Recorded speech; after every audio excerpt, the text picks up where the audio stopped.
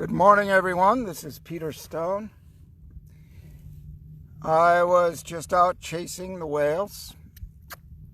I woke up this morning. I wrote part of my book and something I do every day. And then I always get exercise.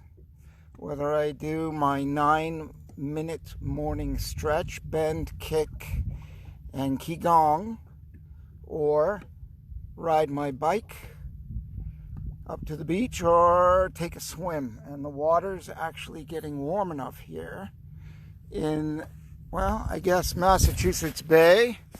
And up behind me is the Gulf of Maine. I'm pretty far out today, maybe 18 or 20 miles. There weren't as many whales today and yesterday. They didn't report so many, but it was such a beautiful day. I had to take a break. And it's not that I work so hard. I did a lot of work yesterday with intention, working on... Well, you're welcome, Beth. I'm glad that you can see it because I'm pretty far offshore. You can see behind me, that's the land, but you probably can't see much. It's just a little bump on the horizon. And out there, those are all tuna fishermen. And the boat out there for Wicked Tuna, the show Wicked Tuna, is over there. But the morning has been like the waves are really interesting.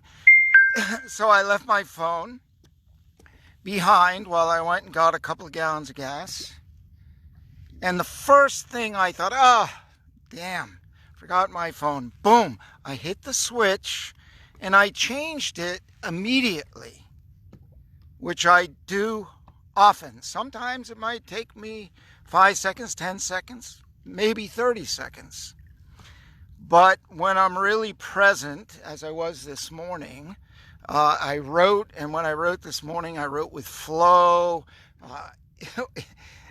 It was effortlessly. I mean, the words, I wrote the most pages I ever wrote in a short period of time. I was going to write for 2 hours, and I said, no, I got to catch the ocean this morning.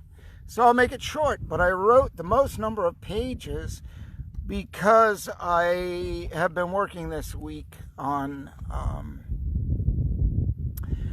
a lot of focus, a lot of pinpoint focus, and that seems to help. I'm turning the fire up and turning the passion up as to what I really want to do. So that's part of my day. And the question I ask myself, but I think I've got this one down pretty good, is that I break a lot. I stop and I break away from what I'm doing. Like this morning, I got up, I wrote my book. I thought, what else do I need to do? I check my emails quick. I check my Skype because I have a business in Thailand that needs my attention. Make sure everything's okay. Get that in order before I went on my jet ski, but I forgot the phone.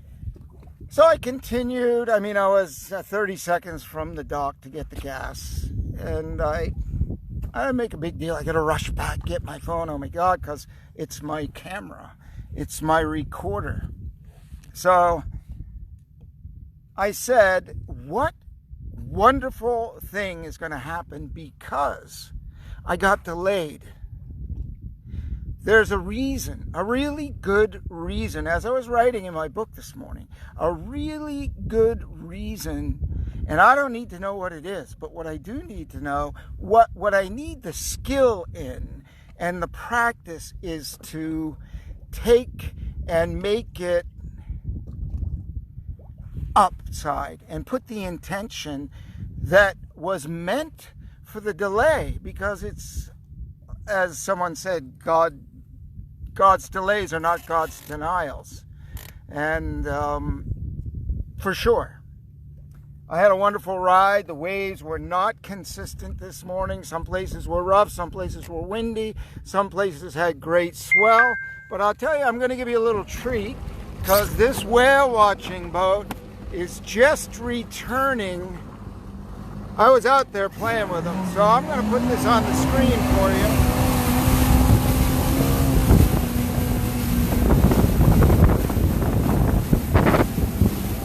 This boat is the New England Aquarium boat. I think they got some word on whales. They got word on whales, and there you go. Hey, yeah, give me 5. Oh my God, it's a tidal wave. Wonderful.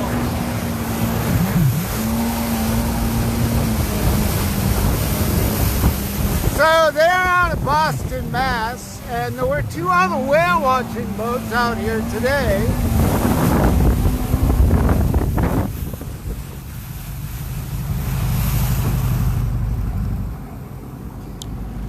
So I wasn't expecting them to come up so fast, but I thought, well, let me grab the moment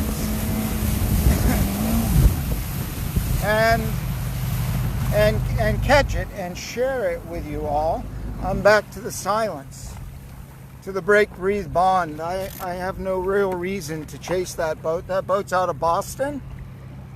I saw that on the 4th of July, and I chased it almost out to the whales, but I didn't have enough gas in my boat. Excuse me while I maneuver these waves coming at me. Normally, I would fly over these waves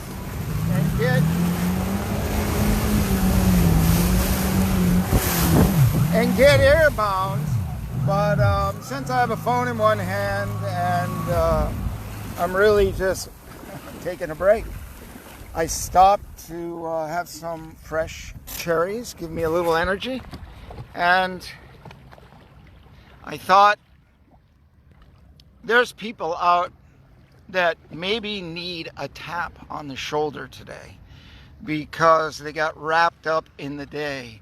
It's summertime. Are you wrapped up in the day? Can you not let go? I know Beth is out there doing some really cool stuff. She's on the water with her family, with the dogs. That's the ASEA lifestyle. I mean, you can't get away from that. So I had my redox molecules. I do them like 3 times a day now. I don't just go for 2. I want to see what happens. And I put the gel on. My sunburn is gone. It's like this, for me, it seems like 36 hours is pretty magical when the effects work. So if you're wrapped up in the day, in the moment, stand back. And I was reading this book by Dorothea Brande, who's talking about writing. And she's an amazing lady, but like a lot of us, it takes a while before we realize what we must do and how to do it most effectively. So writing, well, you don't know, but I always wanted to write. I wrote a half a book in 3 days 12 years ago, and it still sits in the folder, and I never completed it. Why? Who knows? I didn't. And then I decided, well, I have a lot to share. And Dorothea Brande says, step back. Go through the door, but you stop at the door and observe yourself going into the room as a dimensional way to write. And some of you know how to write. But I'm picking up on it, and it's fascinating. The more I write, the more I want to write, the more I don't want to stop. My hand says stop. I'm not using a typewriter. I'm not using a keyboard. I'm using a 1.0 wide G2 blue pen to do all my writing, speed writing. So in order to keep the plastic consumption down, I changed to refills. I bought one box. I bought another box a few years ago, but now I'm just buying the refills. They're almost as much as the pen, but it's much better for the environment to use the refills. So the jewelry line that I have, called Words That Matter, and I don't have any jewelry on today, but as we go through the day, as I have up on my www.peterstonelive.com website, several different things, and one of them is M2, my program M2, Mind Management. And that connects to the jewelry line called Words That Matter, because our whole morning, our whole day starts with thinking words. Some people think in pictures, others, the pictures are words. And what words are we sculpting in our mind? Do they pull us down or pull us up? I mean, we've heard this often. And what has changed my life dramatically is I've rewritten an entire book that was on self-help for a commodity trader. And I thought it was on commodity trading, and when I got into it, this guy's wife was very esoteric, metaphysical, and he got into the now moment opportunity. So if you're a trader and you trade commodities or stocks, you know, the trade looks good, but I'm not sure, I'm afraid, I'm fearful. No, the deal is to get the mind right, no doubt. You feel it, it's right, everything's in place. Hit the buy button or hit the sell button. And do what you got to do without the fear in the moment. And it took me a long time. I mean, many years, many volumes of books. Tony Robbins, I went to Life Mastery back in 1999. It was 9 days long. But I prepared for 6 months for that event. My mind and my intention, 3 days before I got to that event, I actually went to a Walmart that was open all night. I rented a condo, and then I started a program Tony has. I forget the name of it, but there's 10 days, and you're planning your life. You know, what are you going to do the first quarter, second quarter, third quarter? I listened to, they were cassette tapes. And I was overlooking a harbor in Hawaii, on the Big Island where the event was. And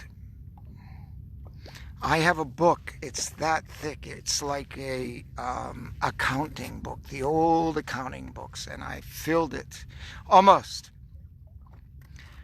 with what I wanted to do and how I would do things, and guided by Tony. But now that took me and my business to a different level. But that's kind of old stuff, actually. Moments here and there.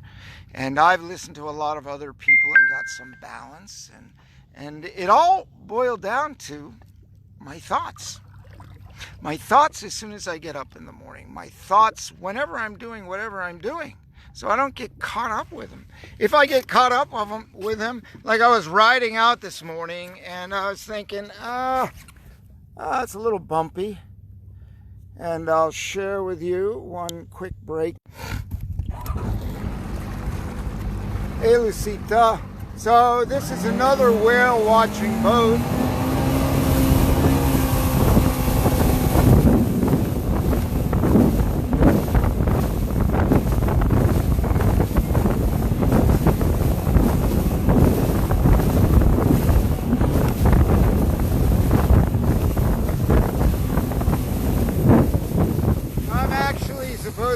doing marketing videos for this company. They're our client.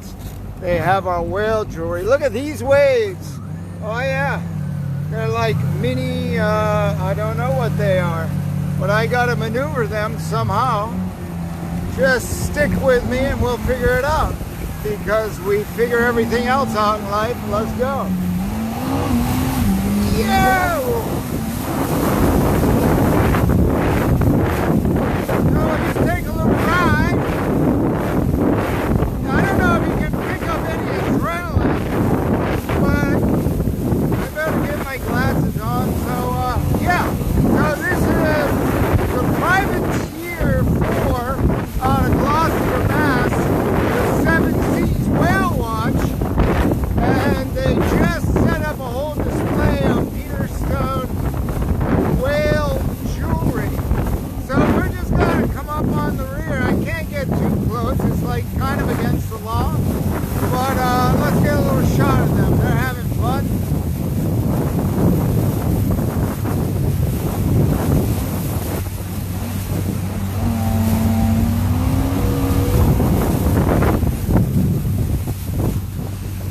So normally I would just ride up over these waves and jump them and get about 4 or 5 feet into the air. Hey Kevin, just out for a morning breath of fresh air in Massachusetts Bay.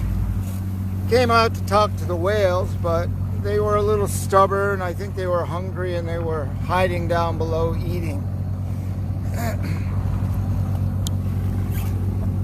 So I was just talking about the thoughts. I guess it's probably early morning in Oregon. I don't know what time it is. I haven't looked at my watch or clock. I don't have a watch, but I haven't looked at my clock. It's just like a lake. Probably like a Lake Michigan, not a little tiny lake, but it's gorgeous here. And I guess maybe I'm 12 miles from shore and there's no noise except for that engine of that boat that will be silent soon. So I was talking about the words we think, the words we sculpt, and Kevin, you being a jeweler, would maybe appreciate about 9 a.m. So it's noontime almost. I just had my fresh organic cherries, so I guess that'll get me to the pier. I'm sure I have just enough gas. I don't know how far. I guess it was out 20 or 25 miles today. But I don't want to go in because this is so magical. When that little engine is gone, it's just a little lap on the side of the hull here. But there was a time when I was alone and it was this quiet and my mind was noisy, really, really noisy. My mind wouldn't leave my head alone, however you can say that. And I know there's plenty of people that understand this. Thank God, I figured I dug my way out of that. You know, the self-doubt, the insecurities and all that stuff, and the low self-esteem and all that junk, because I had partied pretty darn hard for 12 years, and that put me in a place that, well, I didn't feel real good about myself for a while, and I had to figure it all out again. Because I had a wonderful childhood. I had a great time until I was 15. And I learned what a Budweiser meant and a bottle of wine and a few other things that did some damage. And really, I'm fortunate to be alive and able to regenerate some brain cells happily. Able to regenerate a lot of things. And when I move forward in life, I'm always looking for not a medical report on something. I'm looking for people's experience and outcome from products I'm introduced to. And one of the products that I was just introduced to is called Redox Molecules. It's crazy. I have more energy than I can imagine. I just had a birthday last week. Not even a week ago. I think it was on Sunday. And just hitting Route 66.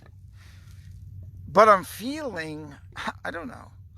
I feel youthful and alive. And I can ride this ocean at 60 to 70 miles an hour. And like this morning when I was coming out, and it was a little bumpy, and I was trying to figure about the weather. It's going to shift, because if the weather out here shifts and the wind kicks up from the southwest, it is not a fun, long ride back to the dock. So I had a little concern. The mind kicked in, started thinking, when the reality is I wouldn't have been asked by instinct to take a ride this morning if it wasn't perfectly nice here, or gonna be nice. So that is Expect Miracles, which I sign some of my emails with. Be realistic and expect miracles. Not sometime, not once a day or once a week or once a month. I mean, like all day long. All day long. Parking, food, whatever it is. It shows up when, I think it really boils down to us allowing things, good things, to come in our life. I mean, kind of like when you ask somebody in New England, how's the weather? And it's beautiful and sunny like today. It's just a gorgeous day. And I'm in doing some shopping. I was actually looking for a life jacket at this store. And this lady goes, "Oh, no, it's going to rain tomorrow," she said to the cashier. And I said, "Don't listen to that woman." I said it right in front of her. I said, "Don't listen to that woman. She doesn't know what she's talking about. It won't rain tomorrow, and I want you to tell every customer that decides to pull down the weather, tell them, no, it's going to be sunny tomorrow. Take that with you. Go out and tell everyone you know that tomorrow is going to be sunny." And quite frankly, that was in the beginning of July. And the whole month of July has really been like this. And the summer, it rained and rained and rained. But all of July has been beautiful. What a gift. What a gift.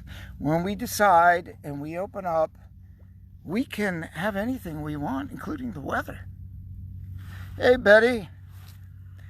We can have everything we want.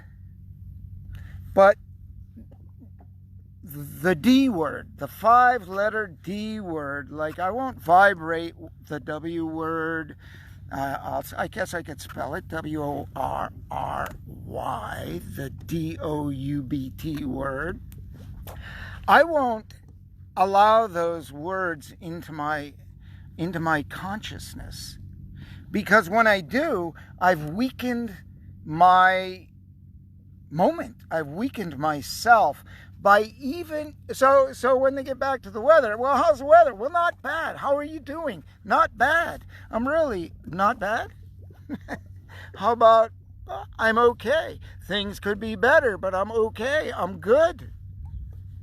I'm feeling pretty good, but not bad. I don't know what, just because the Oxford Dictionary has 5 less than useful words, I'll just say it, negative words to every positive words, it says something about the language, about our languaging and what we've been taught. And part of the mind sculpting is like I was saying earlier, in order to write a book, we stop at the door, but you keep watching yourself walking through the door, so you have an observation of all the movements and the moments and everything that you're doing in that room, so you can write about it. But this case it's a separation of mind and thought. They're not the same. So when we think of something, we allow ourselves the gap to manage. That's where the management takes place.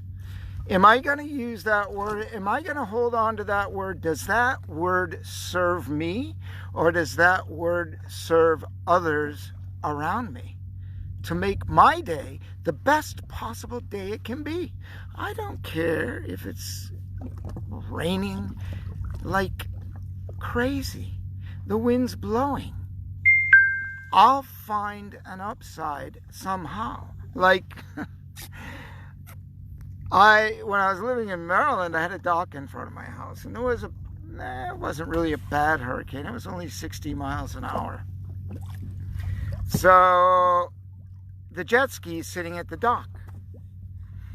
The trees were standing in front of my house. I had a friend over from North Carolina staying, and he's staying for quite some time, and so he always wanted to go for a ride in the jet ski, but he wanted to go on that day. But before he decided he wanted to go, I went out and I drove around. It was like being out in the open ocean in a storm in the bay. 4 or 5 foot waves, and I was flying on this thing and riding and going through the air. I mean, I was having a really good ride. An adventure. So I was out for about 45 minutes, and then I came back, and the only reason I came back was to make sure my family was still safe. I mean, I'm not going to be able to stop a tree from falling on the house. But we knew where the weaker trees were and, what part of the room they should be in. So I went and rode, and when I came back and I came to the dock, I realized I still had a lot of gas left. And I'm not going to go in because that's boring. Like, go in the house. I'm like so charged on adrenaline. Not sure how great that is, but I offset it with lots of B12 and eating well and doing stress-free things, like just hanging out in the ocean. After I ride really hard, I'll relax really well and recharge, which is kind of the break, breathe, and bond formula. That you can do anything you want. You can work like hell. Hard, maddening work. Whatever it is you want, you can do it. As hard as you want. And don't let anybody tell you you can't. As long as I say you move like a gazelle. Smooth, fast, swift. In my company, I would have orders. And I would say a rush order, but I defined clearly to all the ties what rush meant. It meant accurate, swift, smart, sharp, not sloppy, in moving without intent, really clear intent. Every move, like totally targeted at what? Hey, Marshall. We're out here in the Massachusetts Bay, maybe, 15, 12 miles offshore, near the Gulf of Maine. So to be able to go full on and then have enough control, mind control and mind management that you say, okay, I'm done. Now I'm going to take a break. And I'm going to put a gap between the madness, if it was, or the intensity of what I was just doing and switch, like I have said many times, actually. I flipped the switch of centeredness wherever I am. Oh, there's the whales. Look. Hey, cool. Let's go talk to them if we can. Right over here. It just surfaced.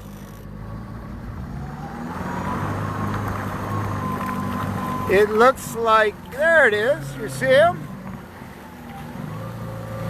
It looks like a,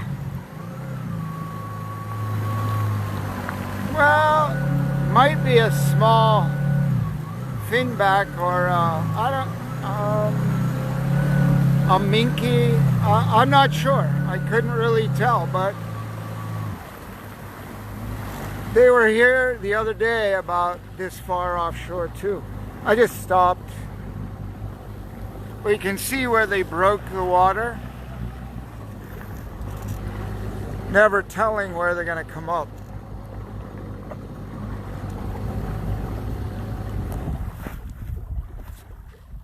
So I was following the boats with intensity, and today I got really excited the last time I was out here because I hadn't been out with the whales for years, really. I had 23-foot Mako, and I was driving from Provincetown, Mass to this point over here. It's like 53 miles. And Thaddeus, welcome. Back in the 80s, when I had a charter fishing business and whale watching from my 23-foot Mako. And I stopped to take a break. Really, it was a mini break, breathe, bond in Stellwagen Bank, which is a fishing area, and there's a lot of food for the whales. I stopped to breathe, and because I was standing up high on the console so I could see, and it was pretty calm, almost like this. And a whale, like 150 feet away, just shot out of the water. Shocked me because I wasn't even paying attention or wasn't aware that the whales would be that location. And wow, what a beautiful surprise. I actually got a shot someplace in paper film. So, yes, back to the mind management. So from the driving the jet ski really hard, getting that adrenaline, like, I gotta be an adrenaline junkie, I guess. I mean, it goes back to the old party days. It's free. I mean, it's a little bit of gas, but this thing uses a gallon maybe every 5 miles or so. It's nothing. And very good for the environment as far as boats go, as far as fuel goes. I used to have a 30-foot Sea Ray, and the same distance that this went and the same distance that went, I filled at the same dock exactly, left from the same pier, and one took 26 gallons and the other took 5.5. So I sold the Sea Ray, and I have much more maneuverability here. I can fit 2 more people in here in the back, and camping gear up front. And I posted about 1.5 years ago that I was going to go to Canada. There's a Main Island water trail. It's very cool. It costs $25 a year. It's called MEDA. Anyone who kayaks or rows or swims or sails or jet skis or power boats, you can join that association and help them. There are more than 75 islands you can use for free in the Gulf of Maine. I'm like, that's amazing. So they want you to come on the island. They want you to help keep it clean, clean up after you leave. You can camp. Some have campgrounds. They're a variety. And I'm like, yeah. And I was studying the Google Maps, checking the charts all the way up to actually Briar Island in Nova Scotia, where I was at 10 days after I graduated from high school. Joshua Slocum, Daniel, how are you? Joshua Slocum sailed around the world single-handedly. He was a sailor that was anti-machines. He did not like motor ships, and he fought all types of motors and ships, and he sailed, and he had his boat, the sailboat, the Spray. It was 30-something feet, and he sailed it around the world once and a half. The second time, he never came back. But, I mean, look at these swells. They're just, it couldn't be any calmer.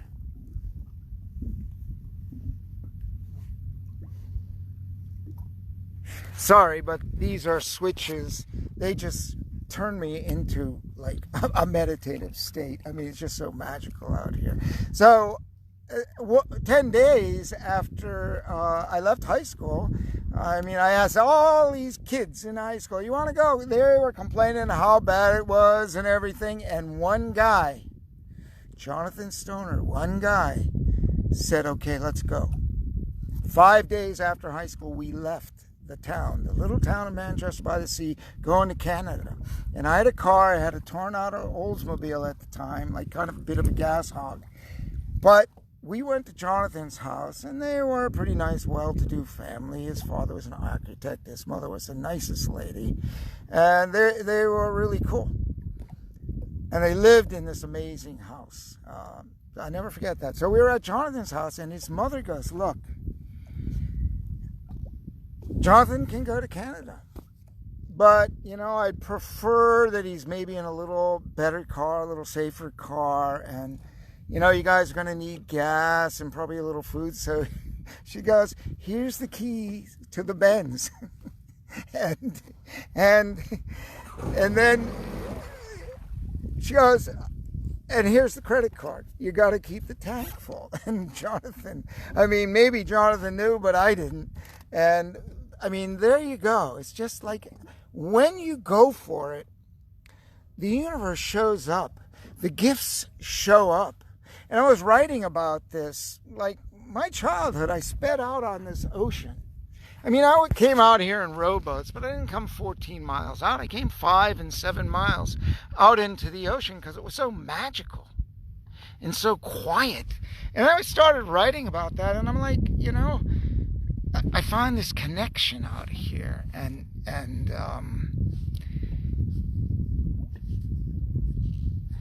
so I said I wanted to go back to the island of Joshua Slocum's home. When Jonathan and I first went there, we had a little 2-man army tent. We could hardly fit in. Our feet stuck out of it. And we camped on this island, Briar Island, in Nova Scotia. And that we ended up at Joshua Slocum's house. I'm like, man, who is this guy? Because I never heard of him when I was a kid. And I've been kind of studying him and watching videos and stories and documentaries. And I have some of his books, at least a book that he had. And hey, Katie. And so I really want to go back there, and I plan to go back on a jet ski. The harbor master in my little Manchester by the Sea town is from Maine, and he was just up in Maine for the 4th of July, and I told him what I wanted to do. Yeah, I am, Katie. It's just another gorgeous day. All you gotta do is hop on the plane. I'll pick you up at the airport in Boston at the end of the runway. I mean, it's ocean there. I go there. I've been there on this jet ski. 4th of July, I was in Boston Harbor. So I really wanted to go back to Nova Scotia. And the harbor master told me, I just told him like 4 or 5 days ago, I said, look, Brian, I'm thinking about, you're from Maine, you were in Maine, what can you tell me? I said, I studied some things about the fog, that it gets really foggy, and especially in August on the coast of Maine, it's like pea soup foggy. You can't see 100 feet in front of you.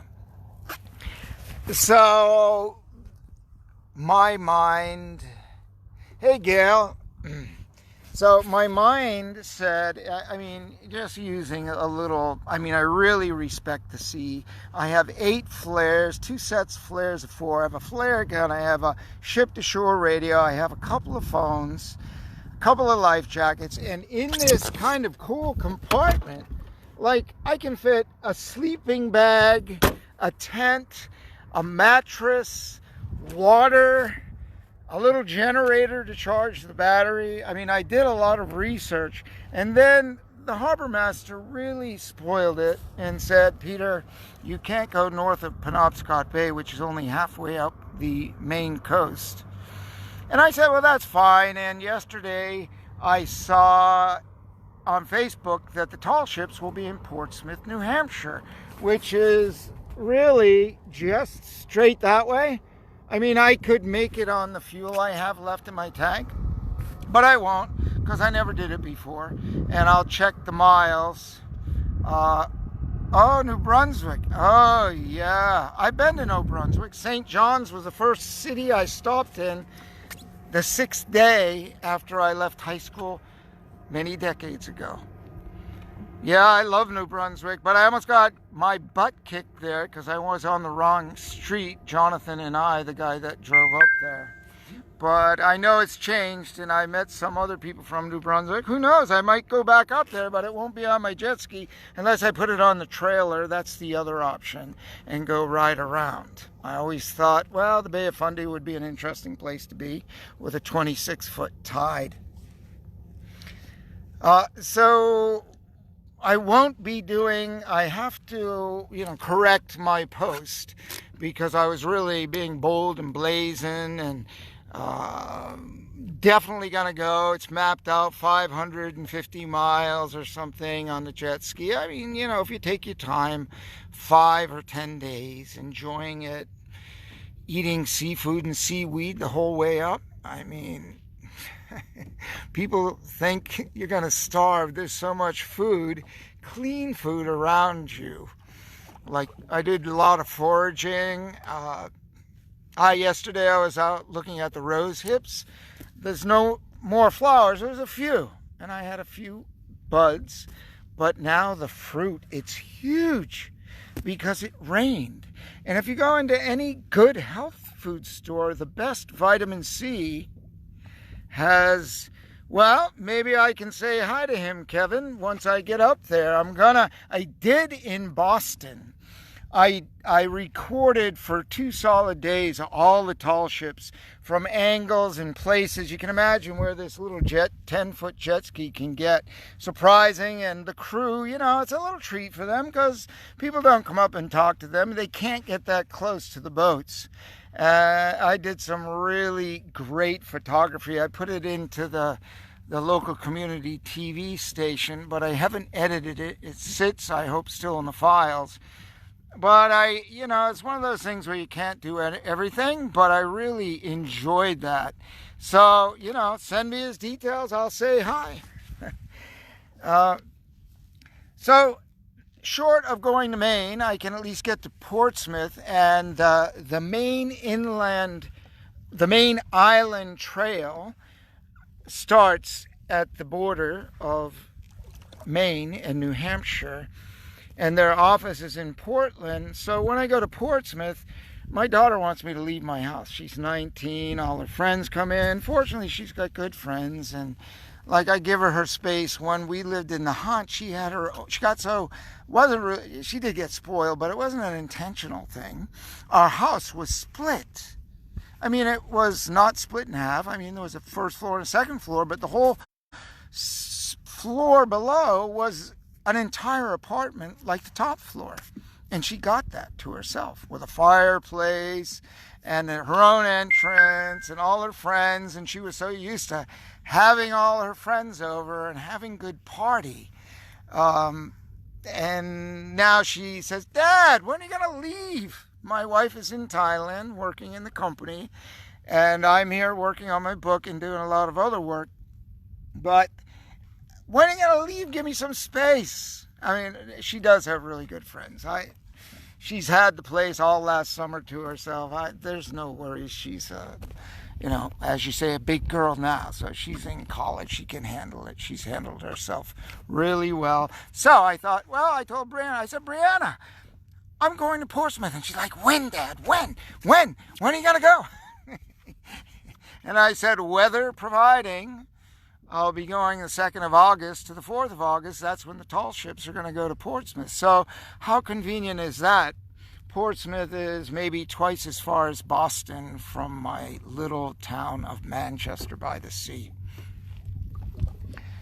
So after I've come out here to where all the whales are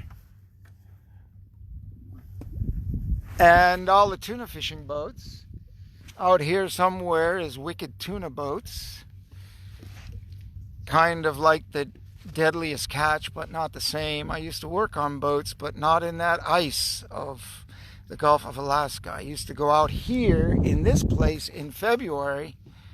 I went out once, and we had to turn around after 2.5 hours because the water, that spray that washed in a northwest wind when it was like 20 degrees out, made the boat top heavy and it was going to flip over. So they turned around. It was the only time in my life I ever felt a little seasick. And I found out why. That I didn't have my bearings when I left the port. I left the port at night with 5 other guys on that offshore lobster boat. We were going out in the Gulf of Maine lobstering in the middle of February. They even took me out of high school.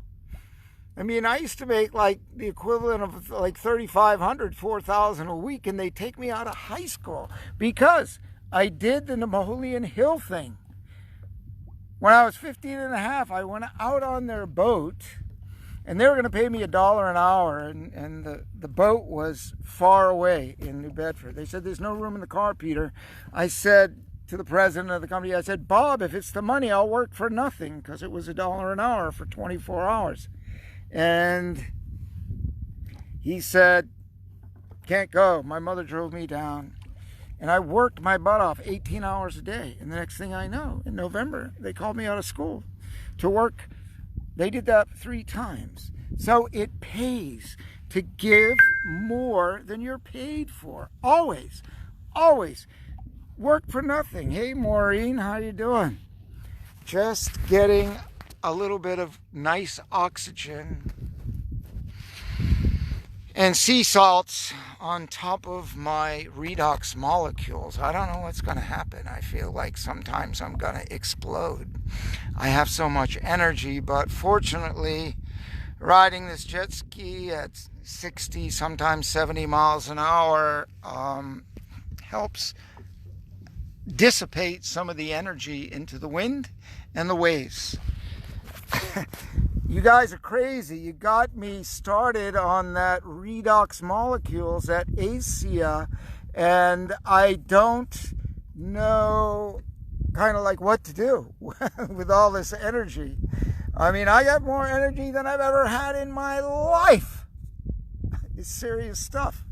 Yeah, I look pretty good for, like, I only slept like 5 hours last night, because I did some amazing stuff yesterday that kind of kept the mind active. And I woke up charged at like 4:15, ready to go.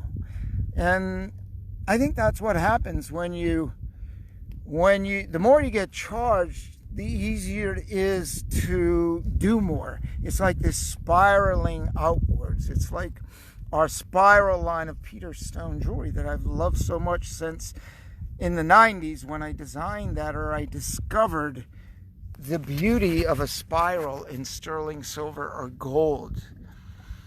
And the meaning, the real deep meaning, you're either spiraling out in your life or you're collapsing back in. And the redox molecules and the ASEA seems to make it a double spiral going out. I'm living proof. I mean, I drove out here, I don't know, I'm 25 miles from Manchester by the sea. Below me is a Stellwagen bank. I'm right on the edge of it. Those boats over there, all those boats on the horizon, that's kind of like a weed line where the tunas hang out and come to feed. There's a current there, and the bait fish hide under the seaweed. I did a lot of fishing out here. I had a lot of fun, made a lot of money, and some days I didn't. I mean, one time I caught 1,100 pounds of codfish, and I was heading into Gloucester at 7:30 at night, and I had to ripped the guts out of all of those. I was exhausted, but it was a good paycheck and it was a lot of fun. If you could be sitting right there or back there, there's a swim platform, and you could feel, you see the diamonds on the water, and that breeze is blowing the slightest breeze in my ear, and that kind of breeze is a meditative moment. It just like pulls me right down. And then hearing the waves, the little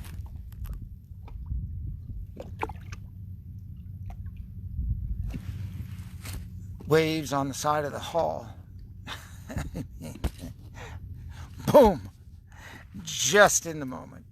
No stress. I'll tell you, people who have stress definitely need to go to www.peterstonelive.com. I was so stressed, and because I had partied so hard, and I mean, I went into the woods 12 years. There was no way getting out of the woods in a year.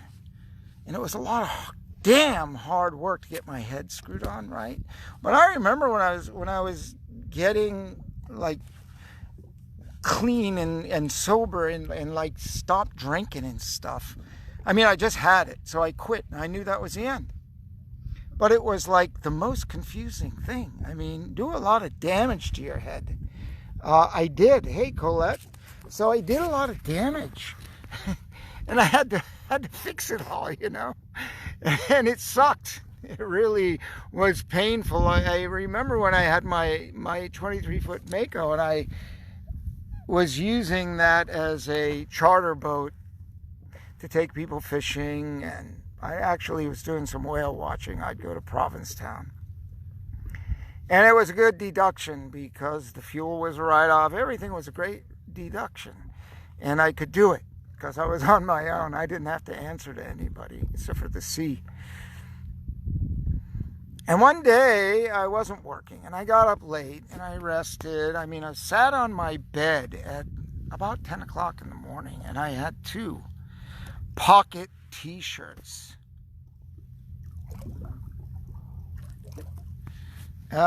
Thanks, Maureen.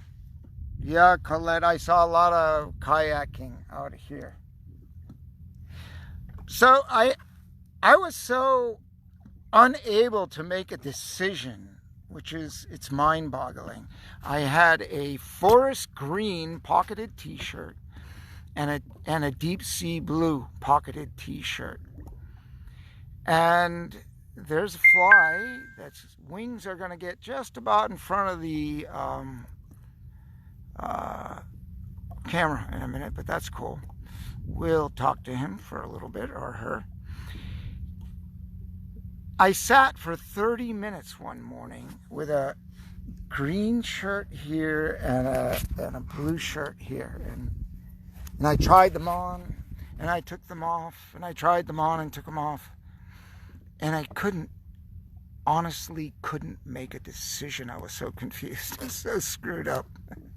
And so trying to get my stuff together, and I think back and I go, is that really possible? But it was. And when I was doing all my hard partying and everything, I took a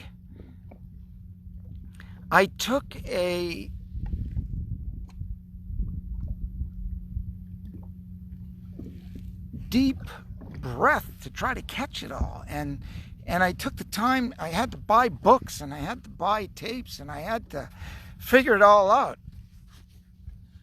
I didn't have online. We didn't have, back then there was no phones other than dial phones probably. So it was all books. What books am I supposed to read? How do I get through this crap? How do I get through all this awful stuff? Well, I found support and everything, and eventually I got down to 15 minutes to make that decision. Not really. That was a one-time thing, but I'll tell you, the rest of life really kind of sucked for 3 or 4 years. I was like, yeah, wrapped up. And today, that I am living proof that you can get through anything you want to. You must want to. Can't sit and whine and complain. I mean, you know, I heard all that stuff. Yeah, about whine, somebody else's fault, that person, this person, that weather, this money, no money, whatever it was. It's all BS. We just take responsibility for who we are and then take action, take the right action, you get the right results, and you end up drinking ASEA redox molecules. And you dance through life. I'm telling you, life is good. And I gotta share it. Yes, it is all in me, and it's, thank you, Colette, but it's all in all of us. We have it all inside. And it's peeling back. We have to let ourselves peel back the garbage and know that it's there through the mind management. Again, the www.peterstonelive.com has all of that, and it's not fully up and running, but there's enough up there to get you inspired. You can sign up because this fall is, I'm doing some pretty big stuff this fall to share my many years of experience, my many experiences, lots of shortcuts, traveling. Oh, there's a whale. I heard it. Let's take a little ride over there. I heard it blow. It's so quiet. It's about a quarter of a mile away. Let's go get a ride. I don't know. Here we go. Take a look at this whale. If we can catch him. I think it's the whale that we just saw.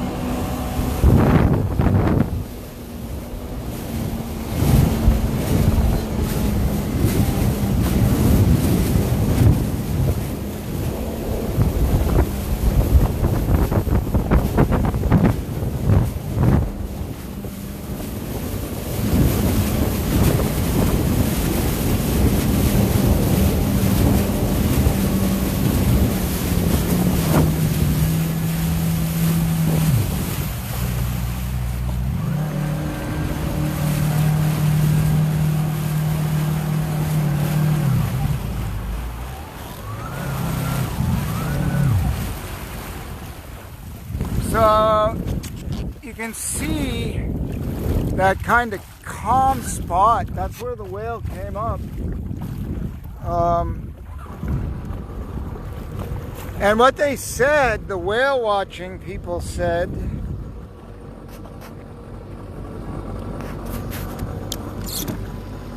I read their Facebook post. You can go to Seven Seas Whale Watch if you want to know where I am and what I'm doing. I was out here with them.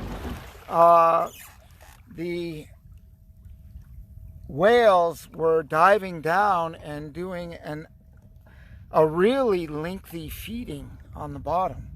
And what they noticed on some of the whales, that they were scarred on the bottom of their lips and their chins, I guess, on the bottom of their mouth was kind of raw. And what they do is they dive down and they burrow and they blow water, and so they can get food out of the sand. I forget what they were called. There's some kind of food in the sand something or another. I didn't remember the name, but that's where their food was. And they said it happens, but they had seen a lot of it. So maybe the whales down below at the bottom, which isn't far for them, it's probably 100 and, well, it depends where we are. I mean, on the edge, over the edge, it could be a couple 100 feet deep here. But on the bank itself, it gets up to 60 feet deep, 80 feet. Oh, there they are, right there, over there. Yeah, that was a big, long, right over there, where I just came from. Huh. It's like this whale is making a circle. So if we can plan to find out where it is, look at that puffy cloud. Oh my God, it's beautiful.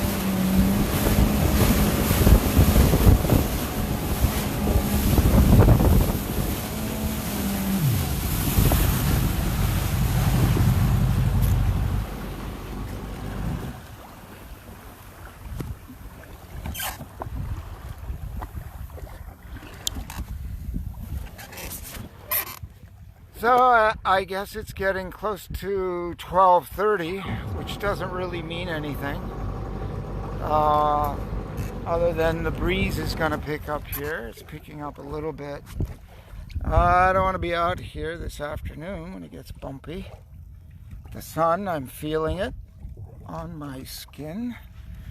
Like I've been out here for a few hours since 9:30, and I guess it's 12:30. 3 hours, not so bad.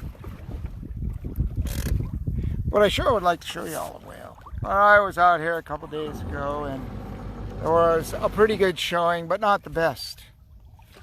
I want to get some of their flippers coming out of the water and everything.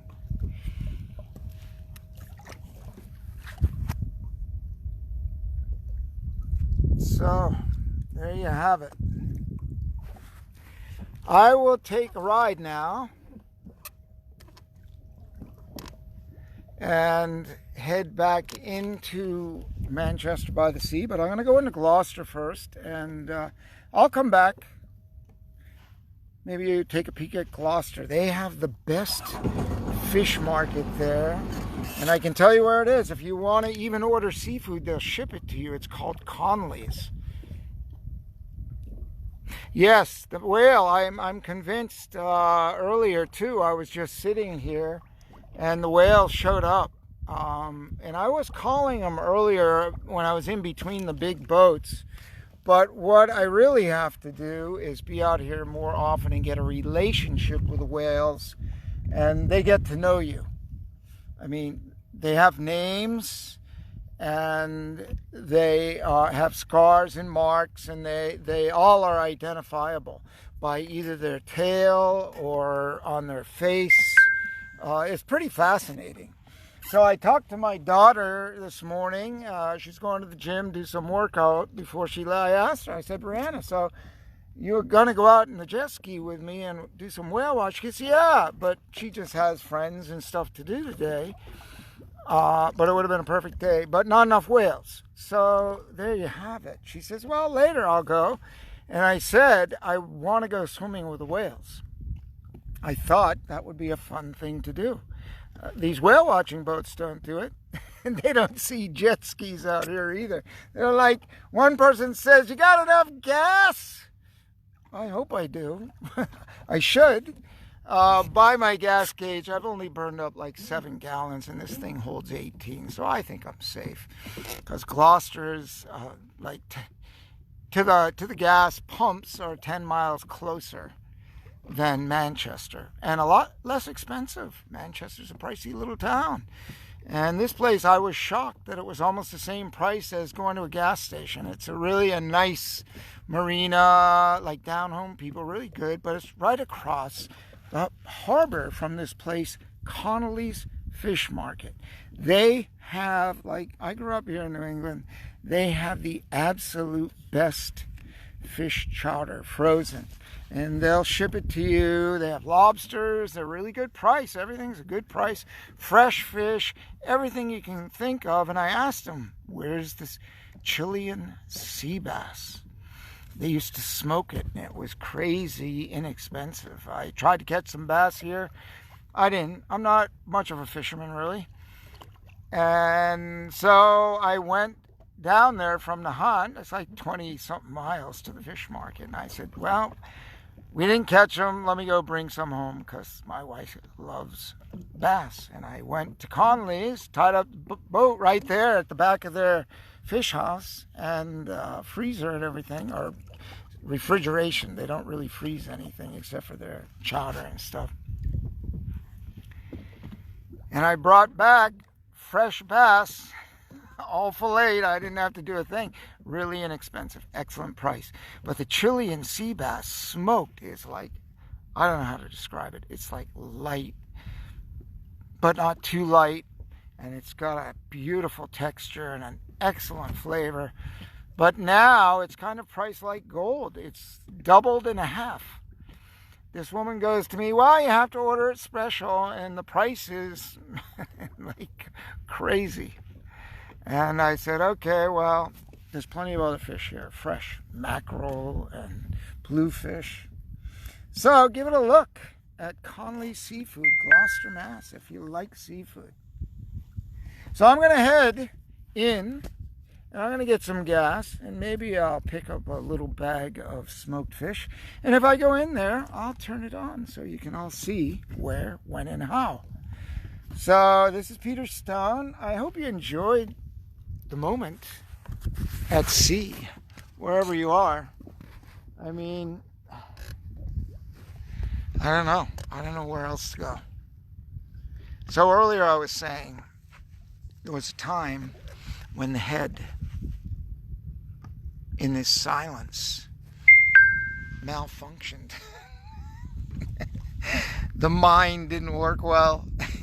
And when I sat in silence, it was like crazy. You know, I think some people know about that. The mind runs us rather than us running it or managing it. And that's the PeterStoneLive.com thing. So fortunately, I found solitude. People used to say, Peter, isn't it lonely in the middle of the sea? I go, hell, it's lonely in a crowd of people of 1,000. Sometimes. And I said no, because I find a solitude in all that I do. I mean, I like people, I love people, but I really love the silence, the beauty, the connection with nature. The diamonds. The diamonds on the sea are priceless. They're priceless. I mean, I can go get a man-made, I'm in the jewelry business, but I'd much rather have these diamonds than be in the tower of downtown New York City with a box of diamond rings. I mean, there's no comparison. Close to the water. I mean, close to the water. Feeling the water, feeling the nature, feeling the breeze.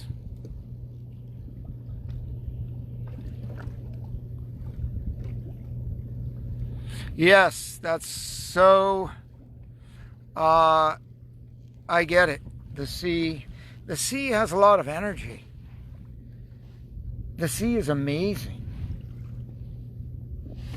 I mean, when I was writing this morning, the stuff that was coming out of my pen was blowing me away. They said the muse kind of takes over the connection, direct connection to the universe, to God, whatever you want to call it, takes over. And I found that. I knew I would once I started writing, because the sea connects me. The magic, and I mean, I'm just flipped in the switch of centeredness when I'm here. And I was writing out, and as I said earlier, I was thinking about the things that weren't uplifting, and then I just changed it, and I went into the yeehaw mode. I was writing, and I was feeling it and enjoying the moment for the moment, and not stuck in the afternoon in the waves. You know, that's really useless thinking. So we all practice the mind management.